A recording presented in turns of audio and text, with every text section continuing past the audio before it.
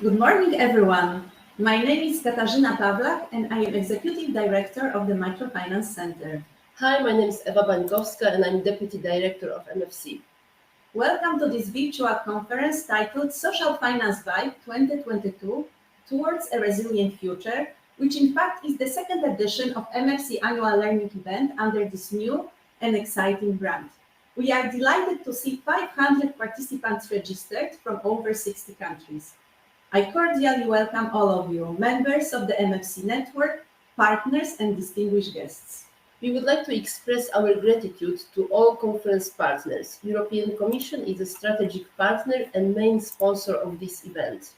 The content partners include Social Inclusive Finance Technical Assistance Program called SIFTA, managed by the European Investment Bank under InvestEU Advisory Hub, the European networks Euclid, Eurocrowd, and EDPA, as well as Impulse, the Frankfurt School for Finance and Management, UNHCR, and Romanian Microfinance Association.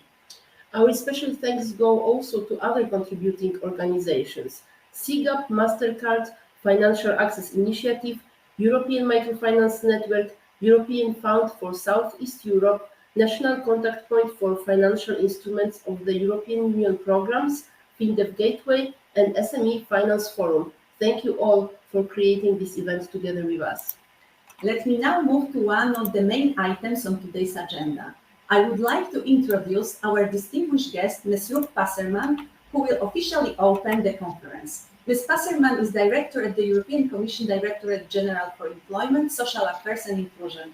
Ms. Paserman, it's an honor to have you among us today. We look forward to your opening remarks. The floor is yours. Well, thank you very much for your kind words and for the invitation to speak at the Social Finance Vibe 2022. I'm very glad to see that this event this year is focusing on the social economy and bringing together speakers from both the microfinance and the social economy sectors. In the past years, the convergence between these two fields has increased. For example, many microfinance institutions have a dedicated mission and therefore a dedicated social mission, of course, and therefore they are de facto part of the social economy. I also welcome the session that we're having with the UN Refugee Agency on financial inclusion of refugees.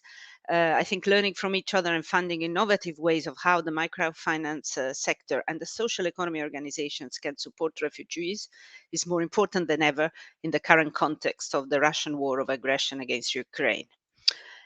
Promoting social economy, as you know, is very high on the agenda of this commission and in particular of Commissioner Nicola Schmid.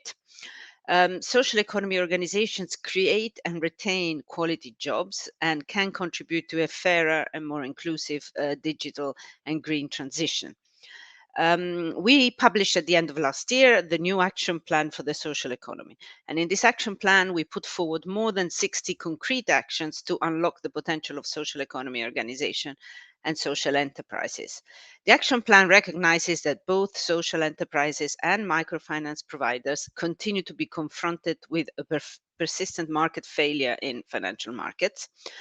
We estimate that the financing gap for microfinance activities in the EU stands at about 12.9 billion euros per year. The action plan has three major objectives. First, it aims to develop an enabling framework for the social economy to thrive. It will do so by engaging all relevant authorities and stakeholders to adapt policy and legal frameworks to this specific business model in the areas of state aid, public procurement, and taxation, among others. Secondly, it aims to open up opportunities through capacity building, skills, and an improved access to funding. And finally, it aims to enhance the recognition of the social economy and its potential by promoting a better understanding of its specificities to all the relevant stakeholders. I'm sure you will hear a lot about the social economy action plan in the next sessions.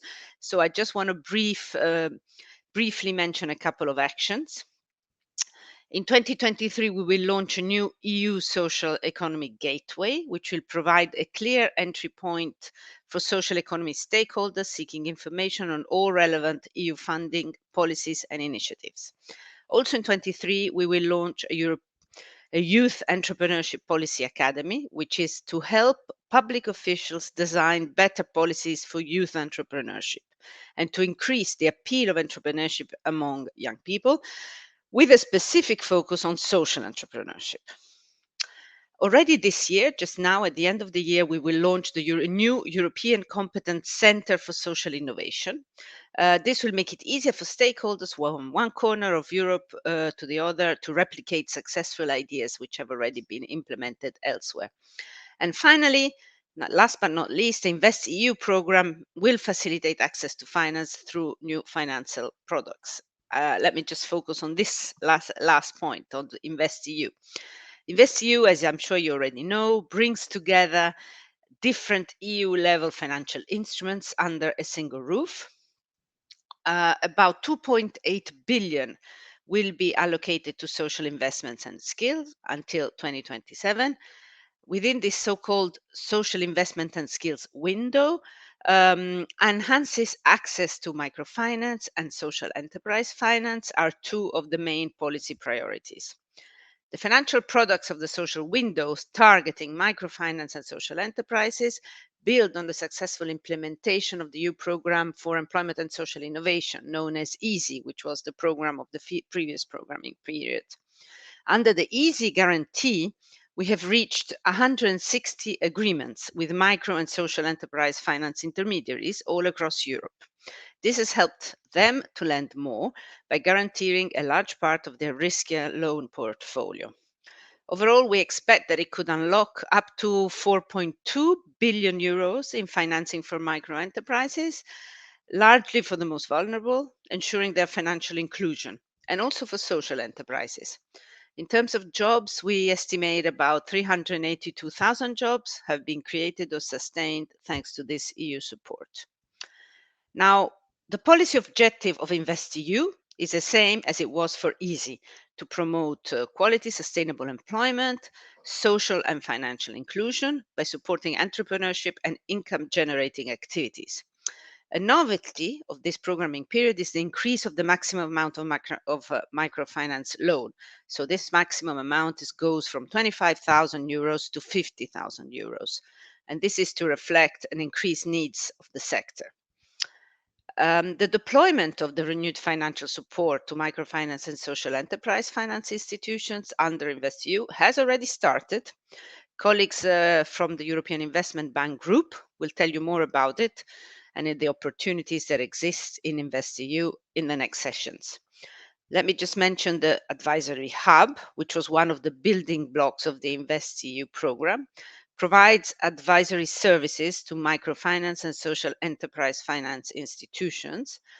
As of July 2022, the former EASY Technical Assistance Program has transitioned in something called Social Inclusive Finance Technical Assistance, or SIFTA.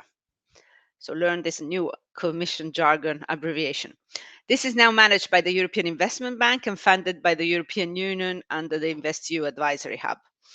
Under this successor program, the selected microfinance and social enterprise finance institutions continue to receive targeted capacity building services in the form of tailored trainings, workshops, peer-to-peer exchanges, and study visits.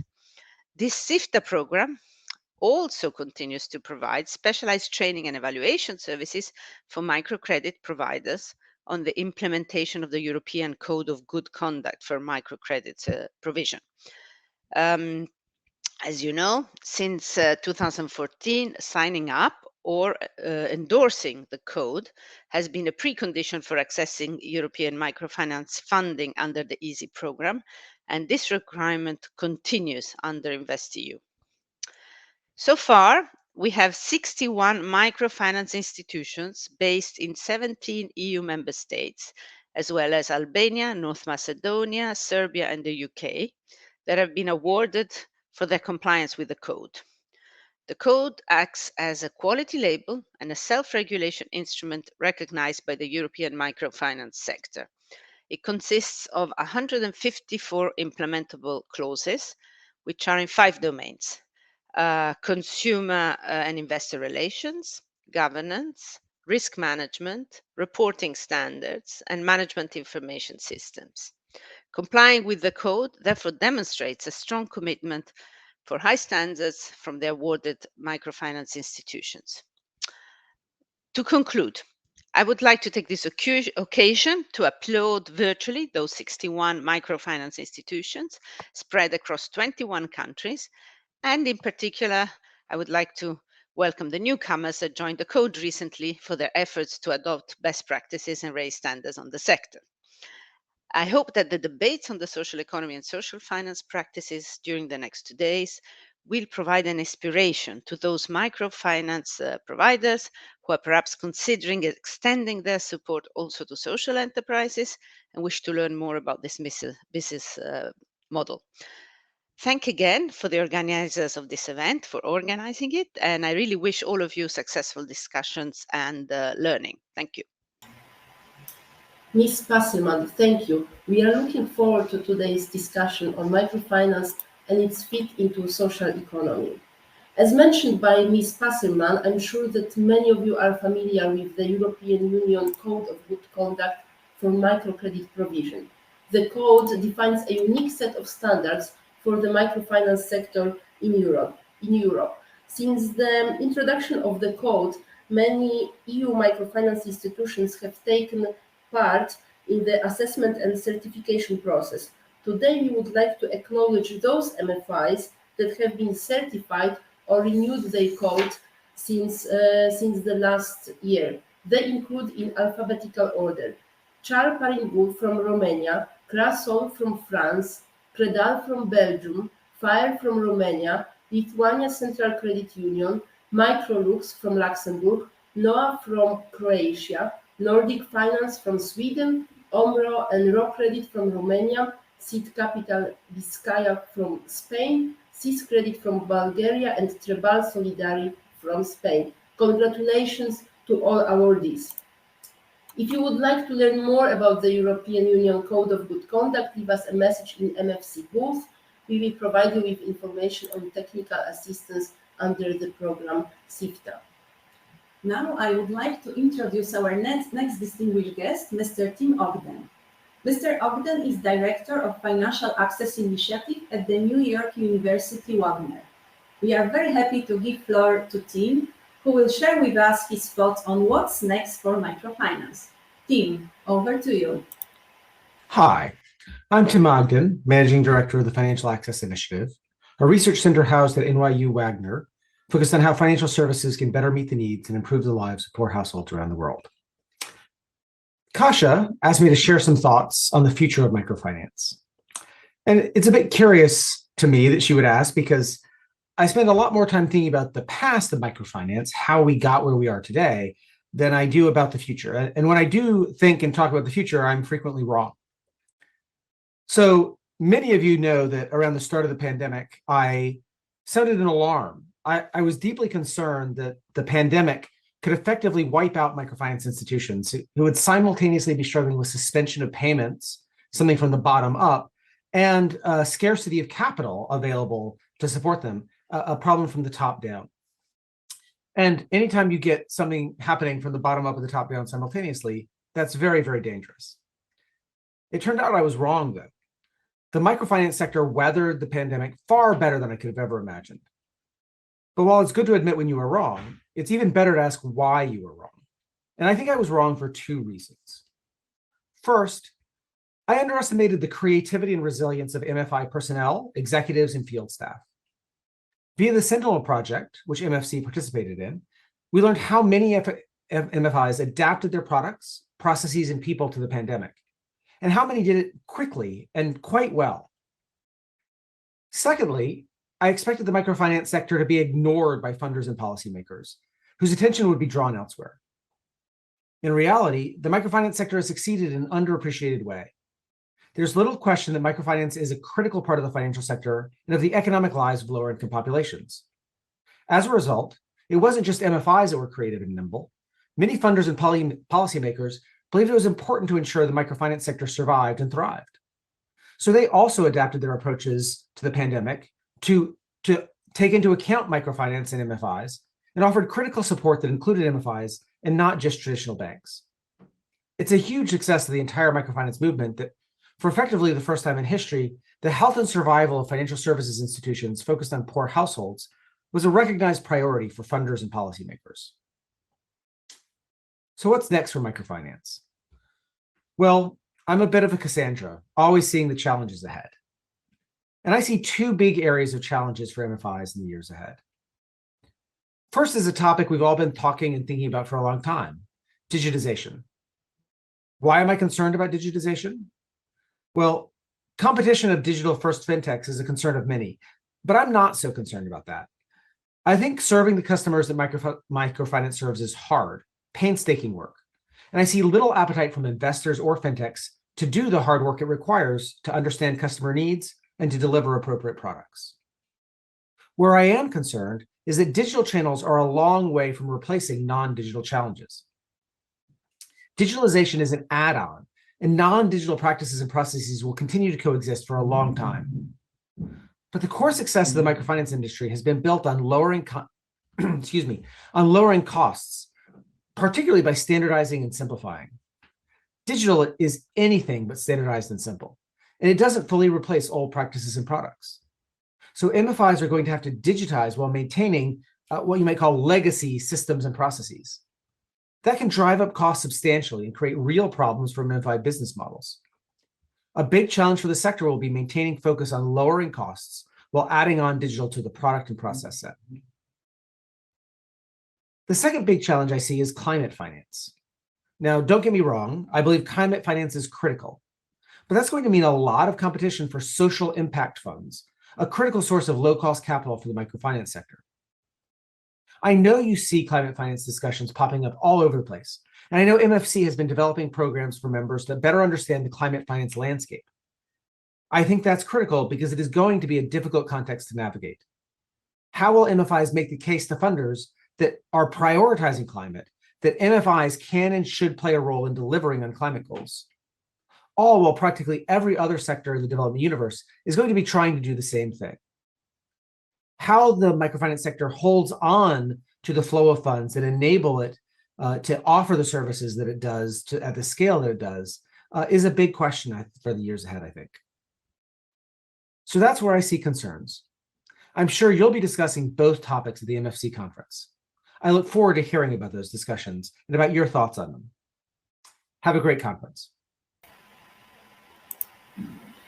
Thank you, Tim, for as always very inspiring and thought-provoking remarks. I like especially the metaphor of setting the alarm, and I would add from myself that the alarm has gone off already, so let's act now and together don't snooze the phone.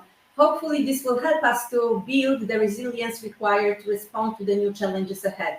Let us also keep in mind the questions around digitization and green transition that Tim offered, and as we discussed them during those 2 days of the conference. Now, I would like to give our virtual floor to MFC Council Chairwoman, Ms. Brunilda Isaj. Brunilda, over to you. Hello, everyone from Tirana. Dear conference participants, dear representatives of European Commission, European Investment Bank, esteemed partner organizations, development financial institutions, and MFC members. I'm delighted to welcome you once more to this edition of Social Finance Vibe 2022 towards a resilient future. It is the second time that we are holding this major virtual event, not only to showcase the importance of social economy and the relevance it has for our sector in all regards, but also to highlight all our efforts and support towards the rapid development of this particular trend of the economy, so much needed in the troubled times that we are living through. While moving from a pandemic that has left a mark into how people, countries, and economies are affected on a physiological, psychological, and financial dimension, it became clear early this year that the storm has not been weathered yet, and that Europe and the world had to face yet another challenge, that of an armed conflict between Russia and Ukraine, which seems to have affected people again in more than one way. In the conditions of a supply shock, which put additional pressure on countries and economies and contributed into an ever-rising inflation throughout the continent and the US, We are going through a period when living standards are very difficult to retain, and the payment capacity of citizens and businesses is taking a hit by a major amplitude. It is now time for governments, central banks, and financial service providers to take rapid and effective measures in order to make sure that the vulnerable layers of society are those that are assisted first, and that social economy comes into light like never before. I believe this conference is an excellent opportunity to beam light on the numerous examples and experiences we have around the globe when social economy and its many forms of manifestation has started to become a powerful driver of providing opportunities, enhancing the human capital compared to the financial one, offering a democratic and inclusive way of managing our businesses, and putting in focus the social objectives compared to the commercial ones. Along with these discussions on social economy, we will make sure to tackle other issues of crucial importance for our ecosystem, such as attainment of sustainable development goals at the environmental aspect, the green agenda, the social aspect, and the governance aspect of doing business. We will make sure to cover these aspects not just theoretically, but on a practical action plan dimension, so that they can find their way towards application on a large scale. Digitalization has been and also remains another important trend, and by now we have a lot to share regarding our decisive path towards digital and financial inclusion through efficient tools and valuable partnerships. Wishing everyone a pleasant, productive, and enjoyable 2 days of conference around discussions that we all have at heart. I wanted to end by thanking the sponsors, content partners, strategic partners, and all the participants. Have a great conference continuation. And Kasia and Eva, over to you. Thank you, Brunilda, so much for your remarks. I cannot agree more that our sector has a role to play in the current crisis. We should take an opportunity of having social economy in a spotlight as an important element of building the resilient future. Before we move to the event agenda, we would like to draw your attention to a reception area where we posted a short video for you, guiding you through the main Hopin platform features. Feel free also to use the help desk services set up for this event in the session area in case you have any technical problems or have questions regarding the event agenda. The conference agenda is built around 3 themes: social economy actors, financing social economy, and mega trends. Under hashtag social economy actors, we have the following sessions for you today. At 10 a.m. you can attend a session on social economy action plan. At 11, the overview of social economy actors. And at 2 p.m. you can join a session on financial inclusion of refugees. If you are interested in topics related to hashtag financing social economy, please join us at 11 a.m. at the session on impact measurement, at 12 at the session on financing digital transition, and at 1 p.m. at the session on appropriate financing instruments for social economy actors. Throughout the whole event, we are running a series of sessions talks with leaders. If you are interested in practical experiences reflecting new developments in the sector, come and learn. At 10 a.m. from Hope for Ukraine about the impact of microfinance during the Ukrainian crisis. At 10:30 from BCR Social Finance from Romania on a new educational loan and financing social enterprises. And at 1 p.m. from Erste in Austria that will share their practical experience on supporting social housing and refugees. To learn about practical cases related to financing social economy, we encourage you to attend the topic leaders session with Polish Development Bank at 11:30, with Erste Social Finance Holding from Austria at 12:30, and with CIS Credit Bulgaria at 1:30 p.m. During these 2 days, we also encourage you to visit the booths of our conference partners to learn more about their work. At the MFC booth, please feel encouraged to drop us your recommendations and suggestions concerning this event and other MFC activities. As we have still a few minutes before the start of the next session, I encourage you to grab your coffee and listen to a short relaxation set in our relax zone. Tune in and set good vibe for this event, and we will see you shortly at 10 a.m. sharp. Enjoy the event.